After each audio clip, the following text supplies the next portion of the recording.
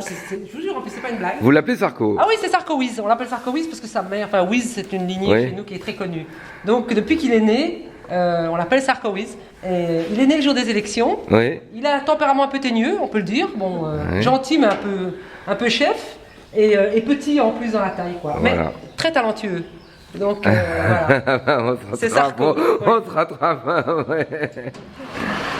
Donc là, c'est encore... c'est une femelle, un mâle? Mâle. Un mâle de 2 ans. Ouais, l'autre aussi. Sarko, son copain, c'est aussi un mâle. D'accord.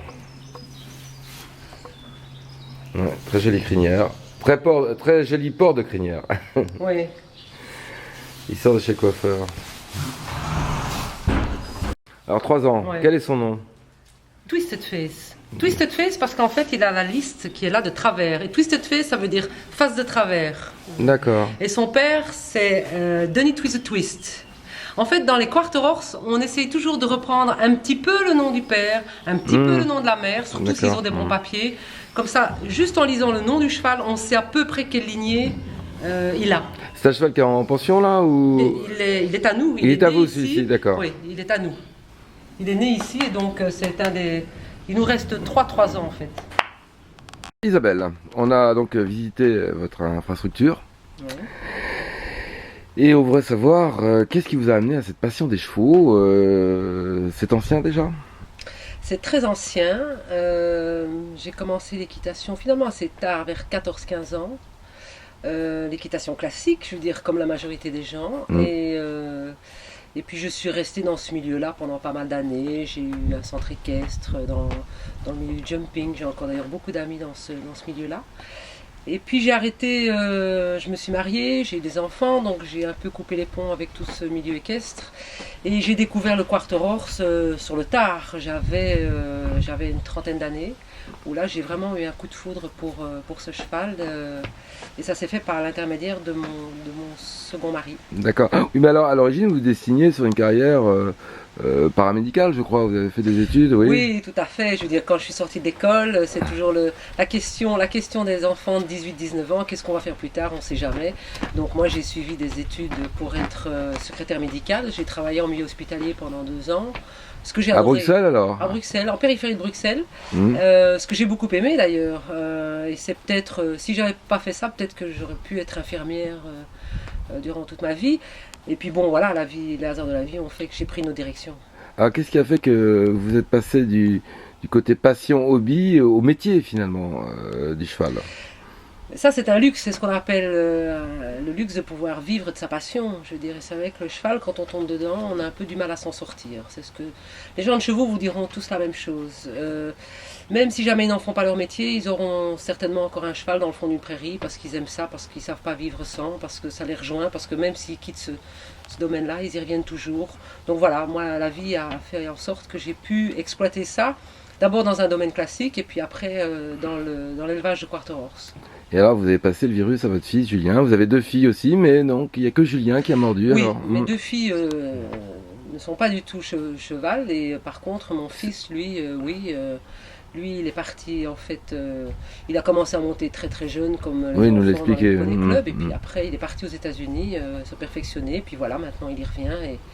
Et donc, il en fait sa profession. Vous regrettez que vos filles ne s'intéressent pas Non, pas Non. du tout, parce qu'il faut bien dire que c'est un métier quand même assez ingrat. C'est un métier où c'est du 24 heures sur 24, c'est un métier où c'est du 7 jours sur 7, on n'a pas de vacances, on travaille le dimanche comme le jeudi, comme Vous le faites vendredi. omniprésent pour les chevaux. Il faut être omniprésent, c'est beaucoup d'heures, beaucoup de travail pour, je vais dire, peu d'élus, parce que bon, il faut y arriver, c'est pas simple. Le succès dépend de vous, mais dépend aussi de l'animal qui est en dessous de vous. Donc il y a beaucoup de critères qui rentrent en ligne de compte et c'est pas toujours simple. Alors, vous étiez avant à côté de Bruxelles.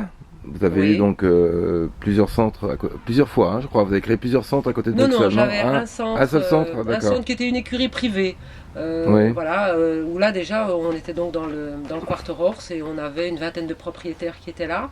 Mais c'était trop petit, c'était sur 2 hectares, donc j'avais vraiment pas la possibilité de m'étendre au niveau de l'élevage. Et des difficultés en Belgique pour trouver des terrains suffisamment grands. Voilà. D'abord, il n'y a plus de place, les terrains sont très très chers, les permis de construire au niveau de l'urbanisme sont très compliqués. Donc voilà, après 12-13 ans d'activité là-bas, mon mari et moi, on avait envie de changer d'air, on avait envie de changer d'activité. L'élevage est quelque chose qu'on a toujours beaucoup aimé faire, mais on voulait exploiter ça davantage, Le développer. de développer. Donc voilà, on s'est tourné vers la France. Alors, vous avez trouvé dans le Perche, c'est le hasard? C'est un ami qui nous y a emmenés. Mm. En fait, on était à un concours près de Rambouillet. Et on avait un ami qu'on connaissait qui avait 2-3 quarters aussi, qu'on croisait sur les concours, qui habite en fait à 4-5 km d'ici et qui nous avait parlé des terrains dans les environs et qui avait peut-être moyen de faire quelque chose. Et c'est lui qui nous a en fait emmené jusqu'ici. On a eu un coup de foudre pour l'endroit et on s'y est installé. L'avantage est... Bon, il n'y avait rien. Vous avez pu tout Il y avait construire rien. vous-même? Il n'y avait rien. Il y avait en C'était fait, des champs, hein, c'est ah ça? oui, c'était vraiment 15 hectares de prairies avec des vaches et puis des barbelés tout autour. Donc on a vraiment commencé par la case départ. On a dû tout emmener. Ça a été beaucoup de travail parce que c'est vrai que maintenant ça fait 5 ans qu'on est là et on est encore en train de construire. Mais bon, on termine les travaux. Mais c'est vrai que ça a été aussi quelque chose de très positif parce qu'on a pu faire ce qu'on voulait. Donc je veux dire, on a vraiment disposé les bâtiments et on a fait les allées, les découpages de prairies comme on le voulait. Un peu façon ranch. Maison en Tout à bois, fait. très jolie maison en bois. Ouais, tout est en bois. Ouais. Donc voilà, on a le moins de béton possible. L'écurie est en bois, la piste. Pourquoi le bois alors? Pourquoi le choix du bois? Oh, le bois, parce que c'est une matière tellement chaude. Je veux dire, bon, les trucs en béton, je veux dire, c'est froid, c'est pas C'est bon. devenu à la mode maintenant, mais à l'époque ça ne l'était pas. À l'époque, ça l'était pas. D'ailleurs, bon, l'architecte nous avait dit que peut-être au niveau communal, ça serait refusé. Donc, on a rentré les permis il y a 6 ans. Ouais. La maison elle est tout à fait bardée en cèdre rouge. L'écurie, elle est en mélèze. Tous les bâtiments sont en bois et on l'a voulu comme ça parce qu'au niveau de l'intégration du paysage, s'imaginer qu'on ait mis des choses en béton, en parpaing ici, ça aurait été vraiment un coup de poing dans l'œil. Ça aurait vraiment été très très laid. Alors, rappelons aussi que vous êtes la fille de Jacques Brel. Ouais. On a dû souvent vous poser des questions à ce sujet. On disait off tout à l'heure que votre père n'aimait pas trop finalement que vous gravitiez dans le monde artistique. Non, pas du tout. Je veux dire, on a toujours été élevés très très à l'abri de ce milieu-là. D'abord, il n'aimait pas du tout ce milieu-là. C'était pas du tout sa tasse de thé, comme on dit. Il avait très peu d'amis Oui, c'était un ce cercle milieu. très fermé, hein, je crois. Lino Ventura, enfin des gens comme ça, Oui, oui. voilà, il y avait Ventura, il y en avait 2-3, je veux dire, avec lesquels il s'est vraiment Fidèle, oui. très fort lié d'amitié. Mais c'était pas du tout quelqu'un qui aimait le milieu du showbiz. Au contraire, il le fuyait comme la peste. Donc il nous a toujours préservé de ça. On n'a jamais fait la couverture de Paris Match. Les journalistes, ils les avaient un petit peu en horreur, ou en tout cas, ils les évitaient un maximum de fois. Et les rares fois, je veux dire, où il nous a pris avec lui en tournée, parce que bon, il nous prenait chacune à notre tour. On est 3 filles. Pour montrer ce que faisait le père, en fait. C'était le métier du père. Donc il voulait nous montrer ce qu'il faisait. Donc il nous emmenait avec lui pendant 2-3 jours. Mais c'était toujours à l'écart des photographes, à l'écart de la presse. Voilà, c'était toujours avec beaucoup de discrétion. Ah, vous étiez donc 3 sœurs, hein, vous Oui. avez perdu l'une de vos sœurs, la plus Ma âgée. sœur aînée, oui. Voilà. Vous avez l'une de vos sœurs qui s'occupe de la fondation Oui, France. France. Est-ce que votre père avait une forte personnalité quand même très particulière. Est-ce que Oui. vous pensez avoir hérité de quelques traits de son caractère? C'est très difficile de dire si on a hérité de traits de caractère. Certains le disent, mais bon, je suis très mal placée pour dire est-ce que je lui ressemble sur certains points. Par contre, je sais qu'il c'est une philosophie de vie, je crois. Et je crois que toutes les trois, on en a un peu hérité.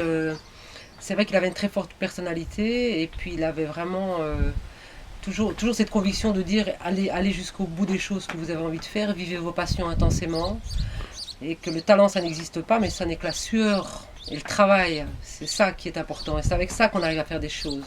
Et je crois qu'on a toutes les trois hérité de ce tempérament-là. On est toutes les trois, je crois, des travailleuses quelque part et quand on a envie de faire quelque chose, on essaye de le faire le mieux possible. Et je crois que c'est lui qui nous l'a inculqué, certainement. Eh bien écoutez Isabelle, merci de la qualité de votre accueil et on sera là pour votre concours, Merci. sans aucun problème. Merci, À très bientôt alors. Au revoir.